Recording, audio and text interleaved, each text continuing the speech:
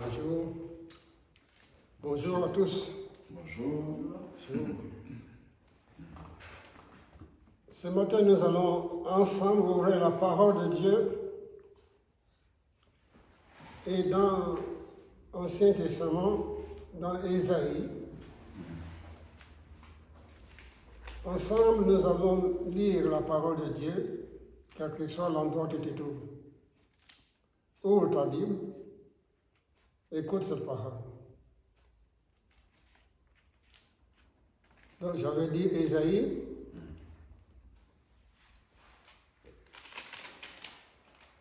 Ésaïe 51. Voilà.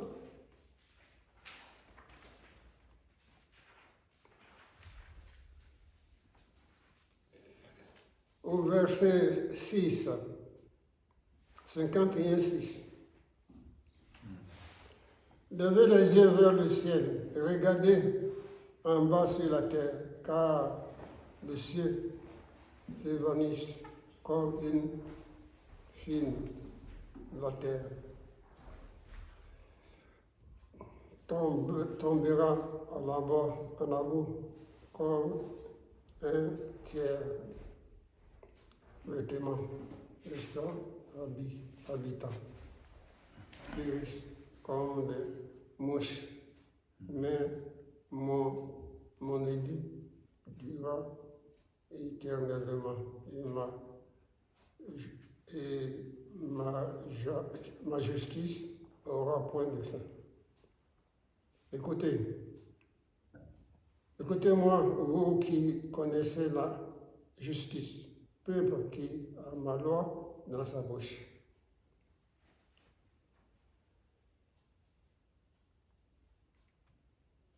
Ne craignez pas le propre des hommes. Ne craignez pas le propre des hommes et ne tremblez pas devant les outrages. Car la teigne les dévorera comme un vêtement et la germe la rongera comme de la laine. Mais ma justice durera éternellement et mon salut étendra d'âge en âge. Réveille-toi, les forces blancs de l'Éternel. Réveille-toi comme un jour d'autrefois, dans les anciens âges. Ce n'est pas toi qui as bâti l'Égypte qui transperçait ces mosses. N'est-ce pas toi qui as mis à sec la mer et les eaux des grands abîmes, qui frayaient dans les profondeurs de la mer un chemin pour les passants de racheter. Ainsi, les rachetés l'Éternel retourneront et ils iront à Sion avec chant de triomphe. C'est ce que nous avons fait, chant de triomphe, un jour de l'Éternel.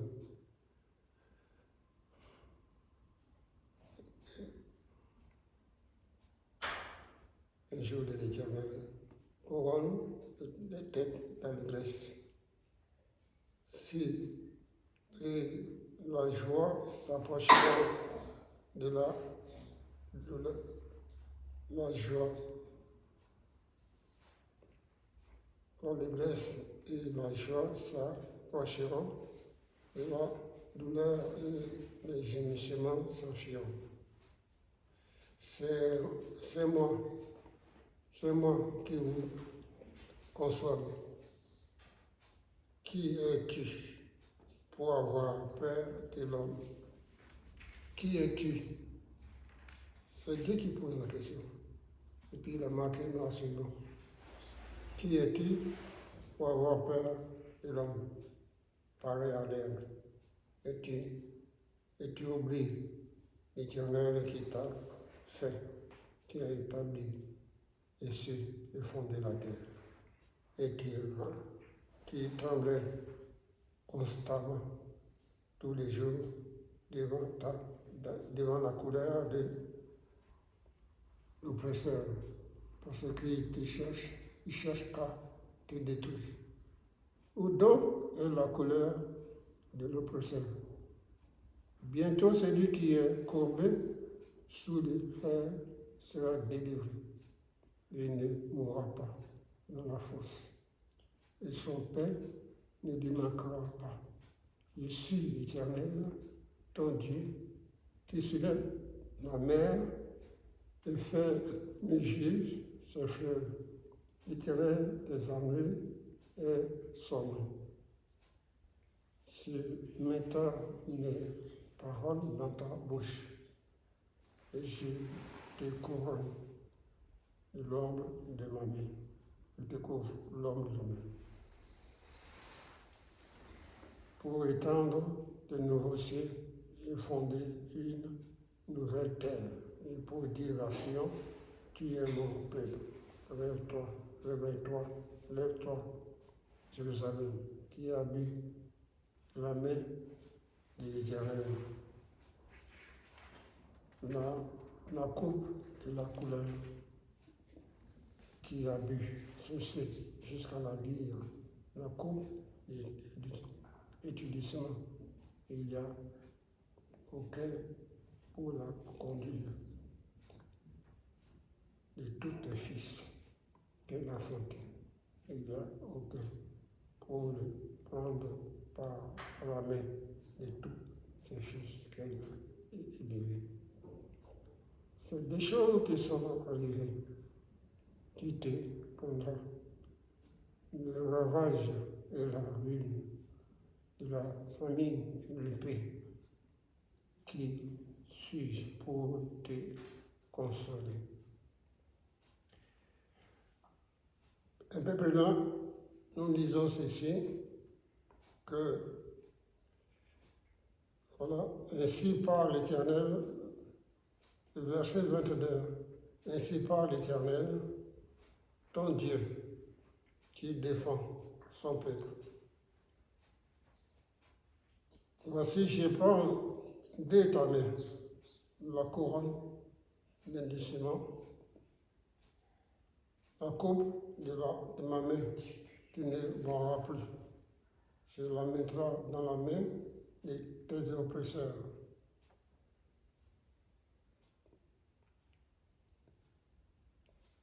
Je la mettrai dans la main de l'oppresseur qui te disait, courbe-toi et nous passerons. Tu faisais alors de ton dos comme une terre, comme une rue pour les passants. Mon Dieu, je loue ton nom pour ta parole. Je te bénis parce que tu n'es pas venu ici sur cette terre pour nous rendre esclaves. Tu n'es pas Dieu d'esclaves. Tu es un Dieu qui libère.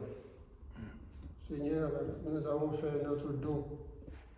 Seigneur Jésus, nos routes bien goudronnées. Seigneur Jésus, le péché nous a couverts. Mon Dieu, nous avons souffert. Mais nous te bénissons, Jésus. Jésus. C'est que toi, quand tu es venu, tu nous as libérés depuis la croix. Depuis la croix, tu nous as libérés. Tu as dit tout est accompli. Seigneur, au lieu de faire son dos à cause du péché, tu nous as libérés. Ce matin encore, je te prie pour tous celles qui vivent encore dans le péché. Tous celles, Seigneur Jésus, qui sont courbées, qui ne peuvent même pas se relever. Seigneur, je te prie de venir au secours pour la gloire de ton nom. Amen. Amen. Ne crains point. C'est Jésus qui dit ça.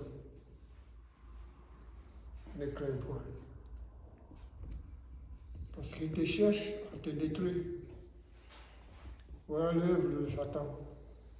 Il cherche à détruire. Il cherche à te détruire. Mais il dit aussi que bientôt de Dieu, c'est pas le bientôt qu'on dit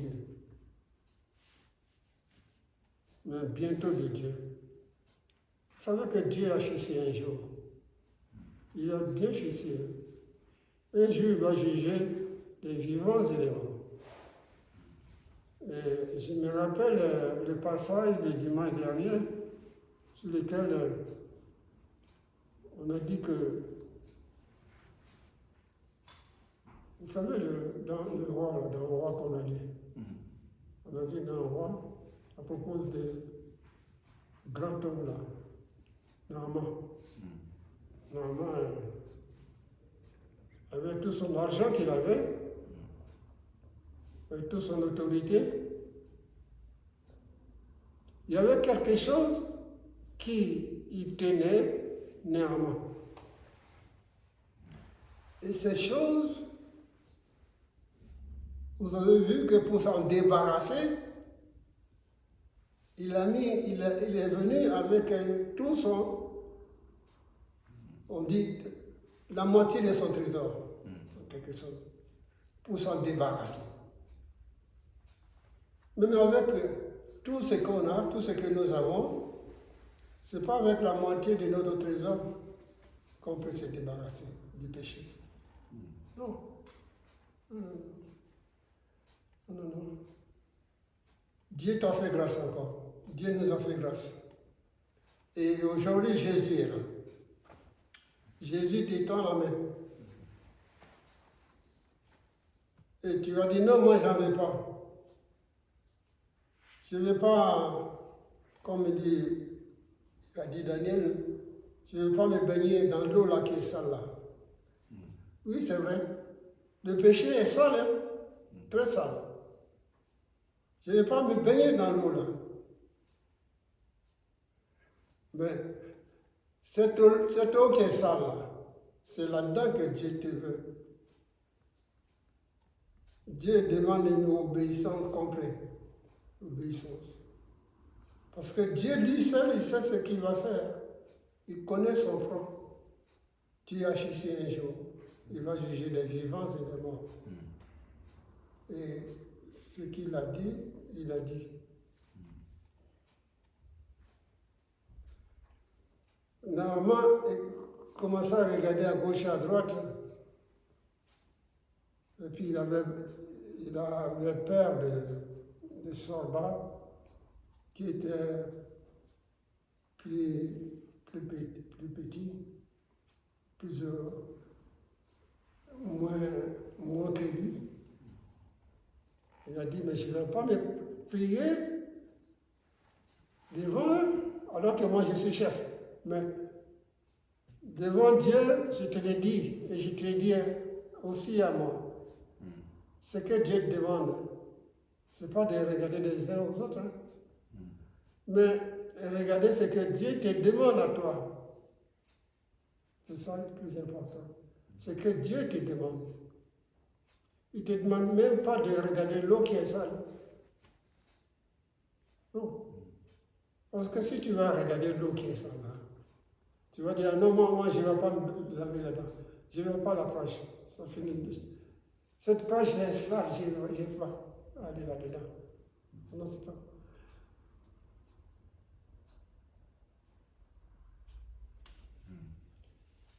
La Bible dit que quand Dieu a tant aimé le monde, qu'il a donné son Fils unique afin que quiconque croit, si tu crois, alors tu verras la gloire de Dieu. Si tu crois, tu verras la gloire de Dieu. Et Dieu, il te bénira. Dieu te bénira. Mais tu vas me dire qu'il a pris le message de Daniel. Mais je n'ai pas pris le message de Daniel du tout. Non, c'est la parole de Dieu. C'est ça la différence. Alors, il faut plonger. Il faut plonger. Si tu veux être libéré, il faut plonger. Tant que tu ne veux pas plonger, Dieu, il a tout son temps. Il est éternel. Il est éternel, il a tout son temps. Jusqu'à les jours où tu vas te courber devant Dieu. Tu vas dire, je suis fatigué. Alors, c'est à ce moment que tu verras la gloire de Dieu.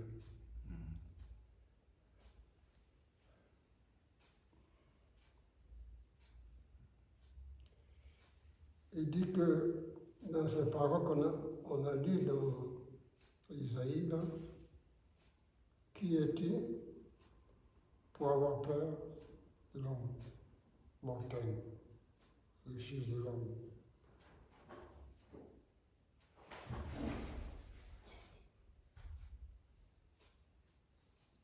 Merci mon Dieu. Qui es-tu pour avoir peur de l'homme mortel, du Fils de l'homme? Pareil, l'herbe. Et tu oublies l'Éternel qui t'a fait, qui a entendu le ciel. Parce que Dieu t'a obligé de donner les détails là.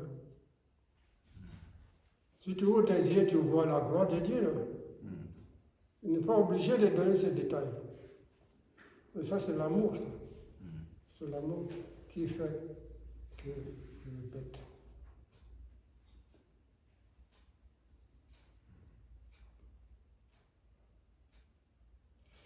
Mais Dieu il dit aussi que tu ne la boiras plus. Tu ne la boiras plus. Tu ne boiras plus. C'est fini. Parce que entre cette parole qu'il a écrite, tu ne boiras plus à cause de Jésus. À cause de Jésus. Alors tu ne boiras plus. Il faut d'abord accepter Jésus comme ton Seigneur et Sauveur. Jésus-Christ, il faut déjà l'accepter comme ton Seigneur et Sauveur. Jésus guérit aussi. Jésus aussi guérit. Il ne fait pas que bénir, mais guérir. Guérit ton cœur, guérit ton âme. Il te donne la joie d'être son enfant.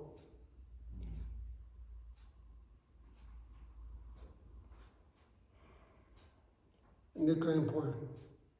Combien de fois que Dieu parle dans la Bible, ne crains pas. Crois seulement et tu verras la gloire de Dieu. Vous savez, la crainte nous paralyse. Ça, c'est l'esprit démoniaque. La crainte, il te paralyse, tu ne peux rien faire. Tu ne peux rien faire. Puisque tu vis dans la crainte. Il faut être vrai vis-à-vis de toi-même et vis-à-vis de Dieu et vis-à-vis de ton prochain. Dieu dit toujours, ne crains pas. Pourtant, on a entendu, on a lu. Mais la moindre des choses qui arrivent, là, la moindre des choses qui arrivent, qu'est-ce qui se passe? On tremble. On tremble. Mais il y a des disciples qui ont tremblé aussi. Mais ils ont fait un bon choix. Ils ont été allés directement vers Jésus. Jésus, lui, il dormait.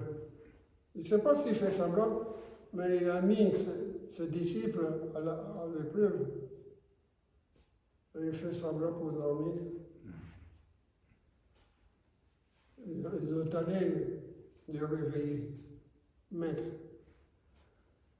Heureusement qu'ils ont pris une bonne voie. Sinon, ils auront passé à droite, à gauche, chercher la solution à gauche et à droite. Alors que la barque était en train de foncer dans l'eau. Il y a beaucoup qui font ça. Au lieu d'aller chercher directement la solution, on se trouve. On cherche la solution chez les amis, chez le pasteur, chez les frères, chez les sœurs. Et le temps passe. Arrête-toi. Cherche d'abord, le Seigneur Jésus cherche Dieu d'abord. Cherche Dieu d'abord. C'est simplement à cela que tu verras la gloire de Dieu. Dieu d'abord.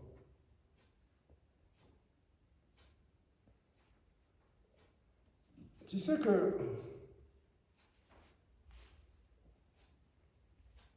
pendant qu'il y a la tempête là, dans la barque là,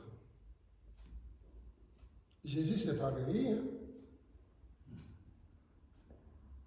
Non, il ne s'est pas réveillé.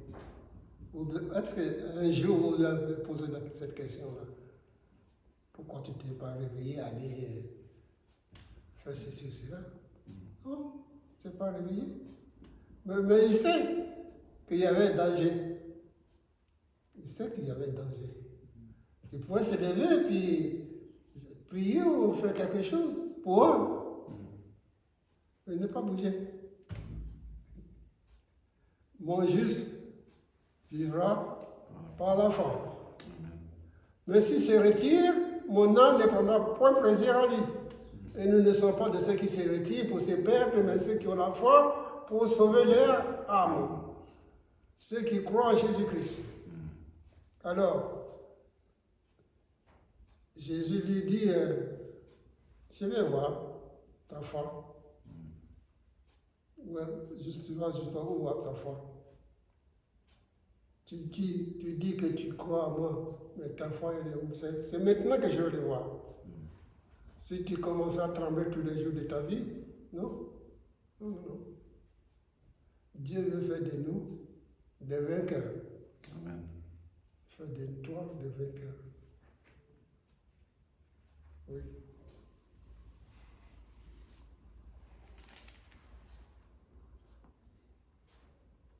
Mais Dieu dit que tu ne boiras plus. C'est pas moi qui dis. Dieu dit que tu ne boiras plus. Il ne faut pas aller chercher à boire ce que Dieu ne veut pas. Il ne faut pas aller chercher le péché que Dieu dit non, tu ne boiras plus. Même si tu as soif, tu ne boiras plus. Parce qu'il a récupéré. Tu ne vas pas le trouver, hein? Tu ne le trouveras plus puisque Dieu s'en a occupé.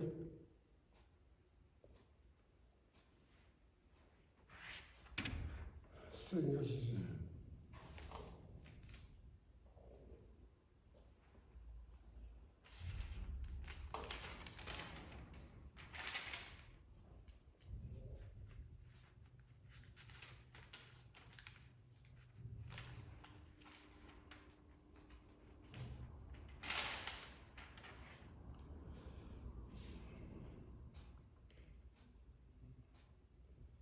Jésus, écoute bien ce qu'il a fait pour toi. Il dit, je n'ai pas dérobé mon visage aux ignominies et au crachat. Mais le Seigneur l'Éternel m'a secouru. C'est pourquoi je n'ai point été déshonoré. C'est pourquoi je n'ai pas été rendu mon visage semblable à un caillou, sachant que je ne serai point confondu. C'est Jésus qui a fait ça.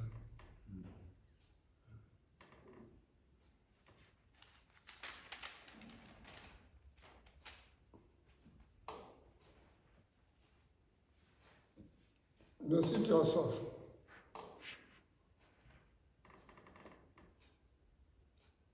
Dieu te dit tu ne boiras plus dans cette souffrance-là. Il s'agit de la souffrance.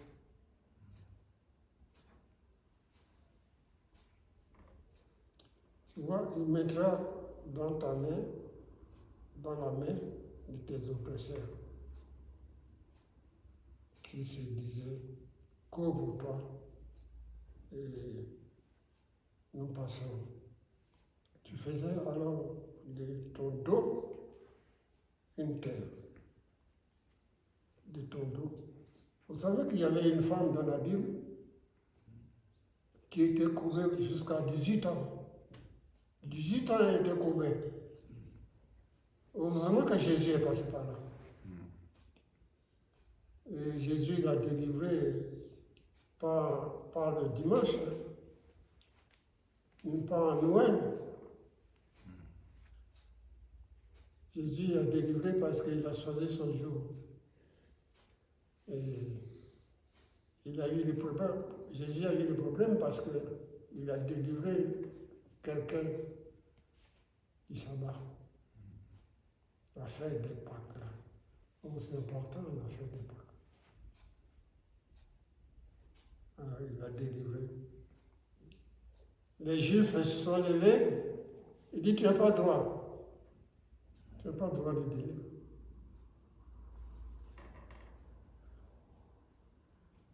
Jésus a parlé avec eux. Jésus dit, mais parmi vous là, qui est-ce qui a son âne qui ne détache pas pour l'amener à boire? Oui, l'homme est dur, les hommes sont durs, les femmes aussi, les hommes sont durs. Alors il dit, mais cette femme israélienne, Jésus vient vers toi, c'est pour ton bien. C'est pour ton bien. L'Église, Jésus est venu vers toi, c'est pour ton bien. Amen. Amen. Amen.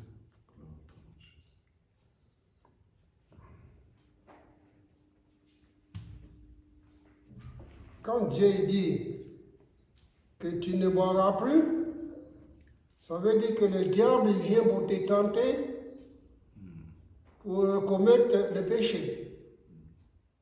Mais toi tu dis, tu réponds au diable que Dieu a dit que je ne boirai plus. Tu laisses ça tranquille. Amen. Amen. Gloire à Dieu. Nous prions, nous allons prier.